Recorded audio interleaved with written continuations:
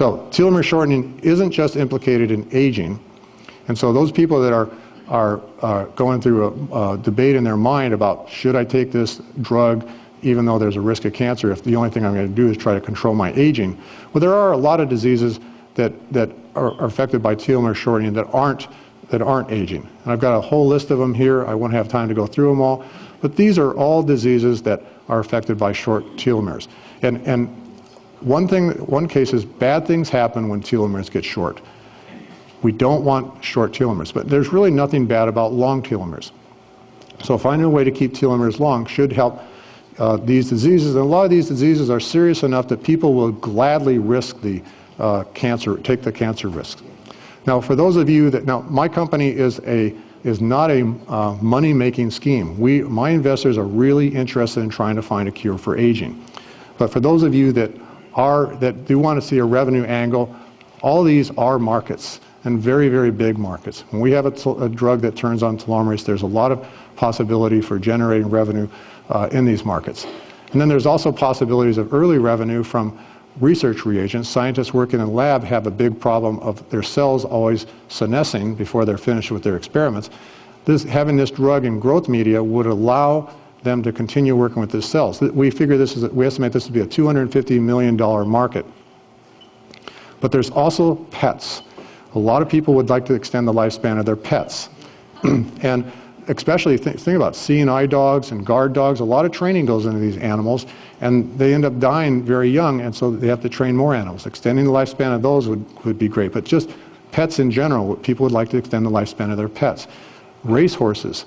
Racehorses are another thing where people would like to extend the lifespan of their horses, especially when they've got studs that they're breeding.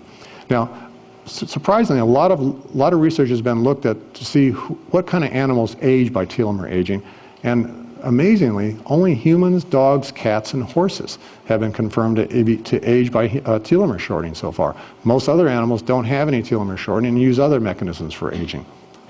We estimate two different studies estimate the pets to be anywhere from a $5 billion to $115 billion market.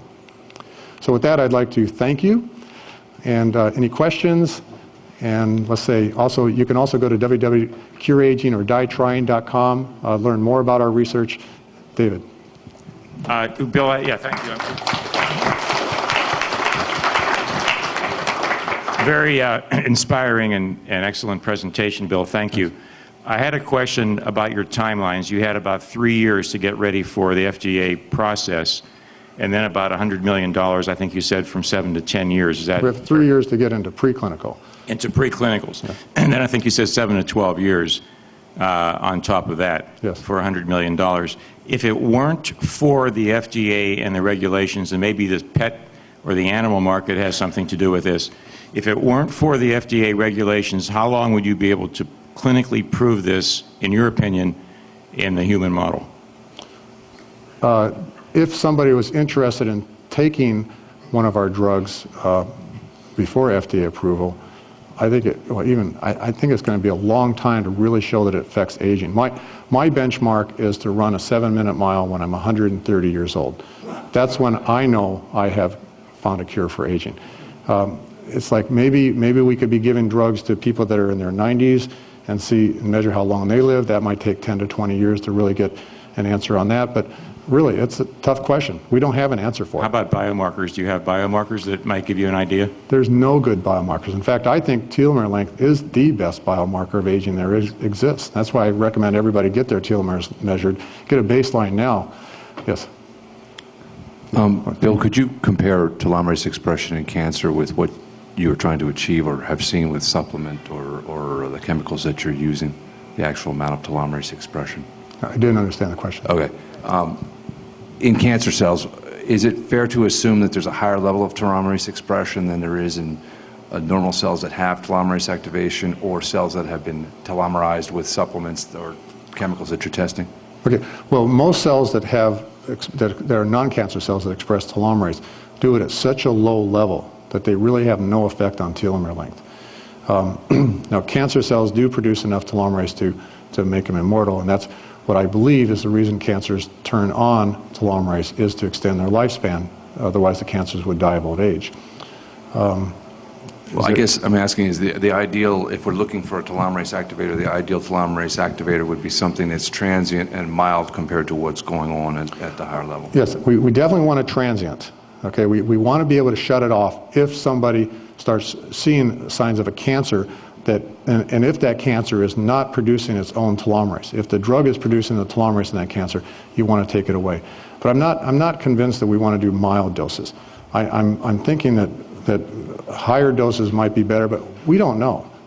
It's like, in fact, I don't want to pretend like anybody knows the answer to that question. We're going to just have to find out. But TA65 works at a mild dose, and some of the questions that was just David Kekich was asking, maybe we'll get that answer from TA65. I know I've been taking TA65 for 3 years now, and I'm really looking forward to seeing whether or not I start looking younger than my identical twin brother. All right. Steve. Of course, I have the obligatory footnote to add to the beautiful animation that you have, which is a cartoon of telomere shortening, and then the flying angel that comes in. I would never show that at a science presentation. I've got whole different slides for that audience. But you need to comment on the architecture of the tip of the telomere to say that as a molecular biologist, you know it's a very complicated business, and otherwise the telomere, well, all of the chromosomes could attach to one another with the enzymes that repair damage. Yeah, well, Steve's exactly right, and for the scientists in the audience, the question is, why would a length of a telomere have anything to do with aging? And there's models. Nobody knows the answer to this question yet, but one of the models is that it possibly bends over, and just like it folds over onto the chromosome, and just like enhancer sequences affect promoters that are like 10,000 bases away, telomeres might be acting like enhancers and bending over and interacting with genes on the chromosome.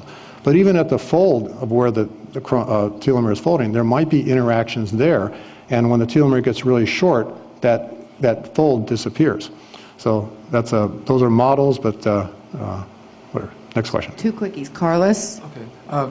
If you want to get your telomeres length determined, SpectraCell Corporation out of Texas will do that commercially now at about $365, so that's commercially available. So anybody can, well, most doctors, or a lot of doctors can do the SpectraCell test, so it's a pretty easily test that's easily available. And we're having SpectraCell do a lot of our telomere length measurements. I think they're doing a really good job.